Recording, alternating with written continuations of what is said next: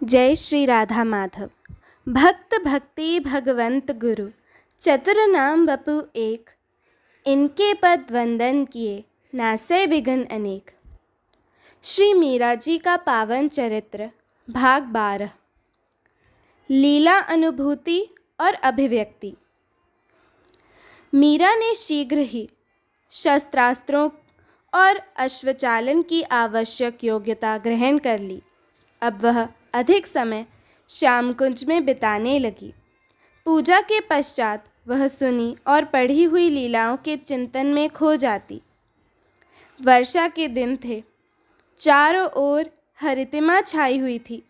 ऊपर गगन में मेघों की धक्का मुक्की से उनका हृदय रस बरस करके धरा को सिक्त कर रहा था। आंखें मूंदे हुए मीरा गिरधर के सम्मुख बैठी हैं। बंद नयनों के सम्मुख उमड़ती हुई कालिंदी के जल में एक हाथ से भरी हुई मटकी को थामे बैठी हैं। काले जल में श्याम सुंदर की परछाई देखकर वह पलक झपकाना भूल गई। यह रूप, ये कारे कजरारे दीर्घ दृग।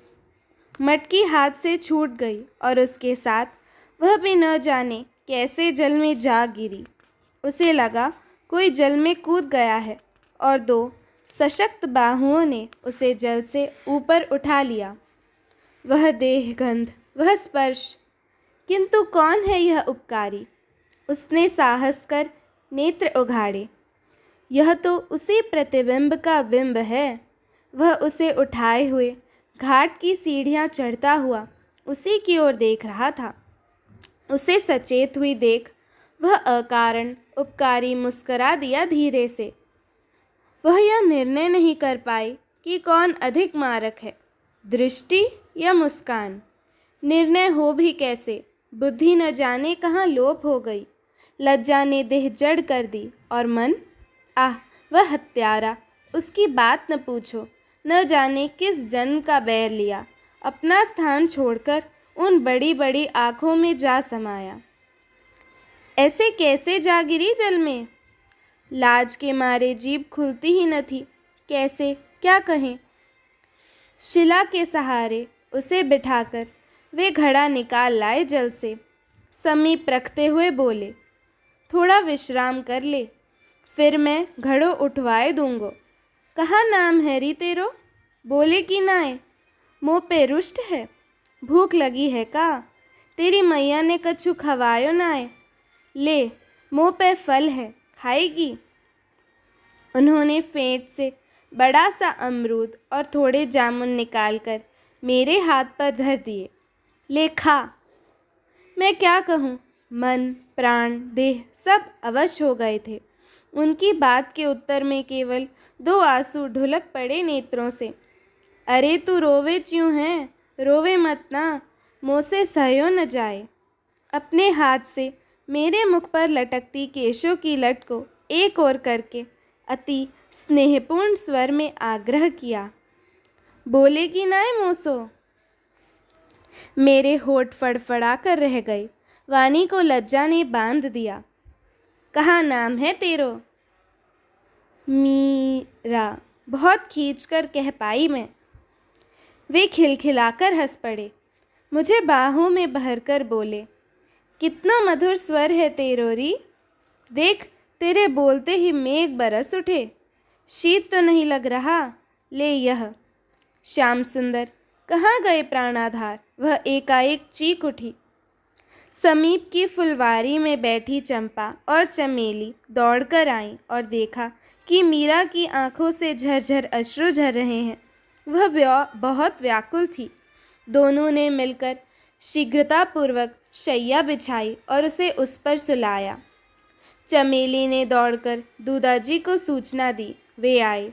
पंखा झलती हुई चंपा एक ओर हट गई। क्या हुआ बेटी? उन्होंने मस्तक पर हाथ फेरते हुए पूछा। कहाँ गए तुम? मुझे छोड़कर कहाँ चले गए? मीरा ने व्याकुल स्वर में कहा। उसी समय बाबा बिहारी दास जी भी आ गए। दूदाजी ने उनकी ओर संकेत करते हुए फिर कहा, आंखें खोल बेटा, देख कौन आए हैं। उसने धीरे से आंखें उघाड़ी और दीर्घ निश्वास छोड़ते हुए आंसू ढरकाती हुई धीमे स्वर में बोली, आप कौन हैं? मैं यहाँ कैसे आ गई? मेरे श्याम सुंदर कहाँ हैं? चारों ओर दृष्टि फेरकर और पुनः निश्वास छोड़कर मीरा ने पलकें मूंद ली। बंद पलकों के नीचे से अश्रुधाराएं बहने लगीं। अब तो बाबा बिहारी दास जी का धैर्य भी छूट गया। श्री राधे कहते हुए वे अश्रुपात करने लगे। सायंकाल तक जाकर मीरा की स्थिति कुछ सुधरी तो वह तानपुरा लेकर गिरधर के सामने बैठ गई। कुछ समय तक उंगलियों के स्पर्श से तार झंकृत होते रहे। फिर हृदय के उद्गार प्रथम बार पद के रूप में प्रसरित होने लगे। पद पूरा हुआ तो मीरा का हृदय भी जैसे हल्का हो गया। पद पाकर जैसे जल दौड़ पड़ता है, वैसे ही मीरा की भाव सरता भी शब्दों में ढलकर पदों के रूप में उद्दाम होकर बह चली। मदन मोहन को देखत रूप, मदन मोहन को पियत पीयूष ना भटके, निपट बंक छवि अटके मेरे नैना, निपट बंक छवि अटके मेरे नैना, निपट बंक छवि अटके। मीरा को प्रसन्न देखकर मिथिला समीप आई और उसने गलीचे को थोड़ा समेटते हुए सम्मानपूर्वक घुटनों के बल बैठकर धीमे स्वर में कहा, जीमन पधराऊं, भोजन लाऊं? आहा मिथिला, अभी ठहर जा, अभी प्रभु को रिझा लेने दे। कौन जाने ये परम स्वतंत्र कब निकल भागें। आज प्रभु पधारे हैं तो यहीं क्यों न रख लें, किसी प्रकार जाने न दें। ऐसे प्रभु जान न दीजे हो, ऐसे प्रभु जान न दीजे हो,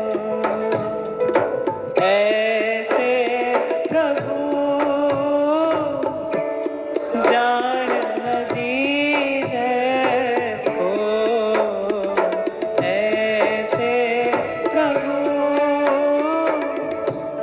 जान न दीजे हो। तन मन धन हरवार रे, तन मन धन हरवार, हृदय धर लीजे हो, जान न दीजे हो, ऐसे प्रभु जान न दीजे हो, ऐसे प्रभु जान न दीजे।